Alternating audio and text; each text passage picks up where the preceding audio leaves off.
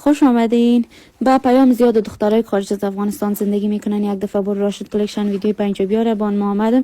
یک گلاس چای متمزه دارم به ما آورده بود، دستشان درد نکنه. و یام تمام از دیزاین های نوشان، از دیزاین های مقبولشان که ما براتون ویدیو گرفتیم. ببینین چه قندول است و شما میتونین بین ازشان خرید کنین. آنلاین هم میتونین از صفحهشان هم ببینین و آدرس حضوریش است نمایندگی سومش در پارک مال منزل اول.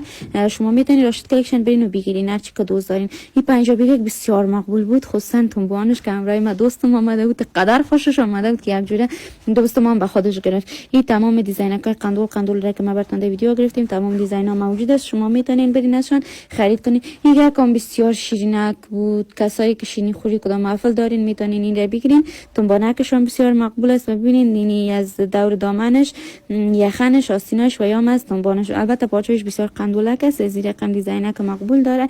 یا از چادر مقبولش که بسیار یک شیپک مقبول است. هم تمامش از چادرایی است که شما میتونین بخرین، به خاطر هر پنجابی که داشتین بگیرین و از او استفاده کنین. و این خودم هستم که چای میخوردم، دوستم گفتم تو به خود خوش کن، چون ما ویدیو پنجابی ها را گرفته بودم، یا از پایزارش یا از دوستم که پنجابی گرفت. تبریکش باشه. به من شیرینیشو امروز فکر کنم داد، به من شیرینی داد. یا هم دیگه تمام دیزاینایی که در خود راشد کلکشن